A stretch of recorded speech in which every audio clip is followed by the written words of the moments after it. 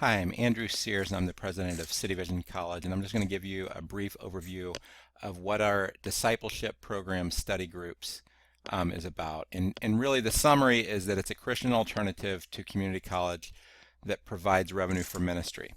So, the first question most people ask us is, who is the discipleship study group program for? It's for obviously ministries that have discipleship programs that want to see those in their programs get college degrees, and many ministries need a revenue model both to make their discipleship program financially sustainable, both for themselves and for their students. So a little bit of the basis of why did we design our program this way comes from just looking at the history of traditional higher education. Now, higher education actually grew out of the monasteries, and the idea was you remove people from their regular life, go to a monastery where people studied, and a big advantage of traditional higher education is that the students can be close to the instructor. There's good community there isn't the distractions, but there's also challenges that the students are distant from their local Christian community, and that's a big problem because over half of Christians lose their faith in college. And a big part of the reason for that is they're all of a sudden disrupted from their Christian community at one of the most vulnerable times of their life. They're also taken out of an environment, in most cases, where they have practical work experience. They're moved to a more remote location, and because of that, there's a lot of students who graduate and they have a lot of knowledge, but they don't have a lot of practical skills. So what we're trying to do with City Vision is we are combining online education with a discipleship study group model. And there, often people call online education distance education, but I actually think traditional education is more of a distance education because, the students are distant from their church, and they're distant from, typical work, most of the jobs. Whereas online education, the only person that you're distant from is the instructor. And we're going to make it possible for students to stay close in local discipleship and study groups. And a big part of our philosophy is focused on internships for a practical work experience. So the educational philosophy or pedagogy of City Vision really is combining three things. So I'm a big believer in online education. I think it's great at educating people, providing them with knowledge, providing them with some skills. But the reality is online education can't very effectively transform lives. You really need to do that in person, and the local church and ministries really is where that happens. So we view that all good education that we're going to do is going to be in some sort of partnership with local groups, local ministries, and local organizations, and internships where people can get practical work experience. So unlike a lot of online schools that just say, the online is a part of the educational experience, in our view, that online education is only one of three essential parts of the education.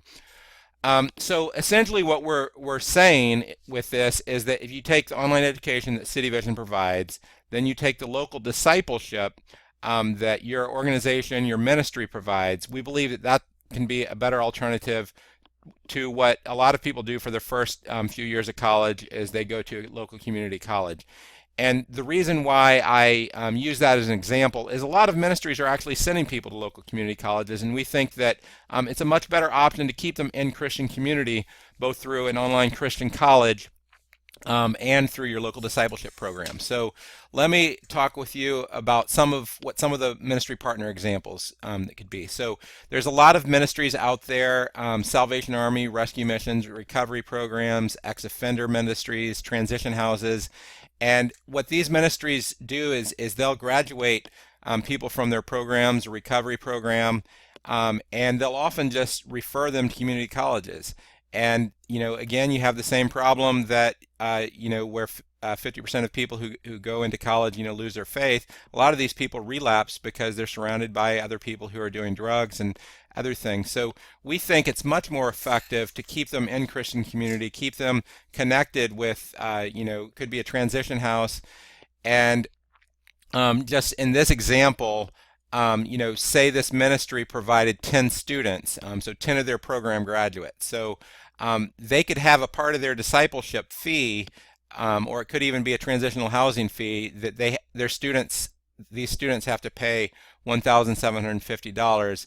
And the way it works is the students would actually get that money through a Pell Grant, and I'll explain how that works in the next slide. So for 10 students, the ministry could get 1,700 or 17,750.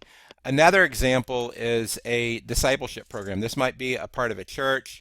There's a lot of urban churches that will have a program to help, young at-risk youth or at-risk men or women, get on their feet and to get a job. And, it could be an intensive program that's, 3-5 days a week.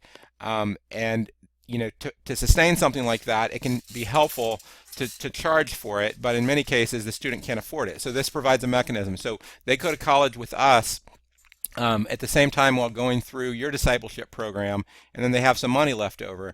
And the reason why we do these partnerships is we believe that an online education by itself is incomplete. We need the partner to do the local discipleship. It's not going to be necessarily accredited, but we can provide a revenue model, and there's some cases where you actually can get credit through our credit for prior learning experience that's linked on the website. So say this ministry has 20 students, that puts them in another category where they could get $45,500 for those 20 students.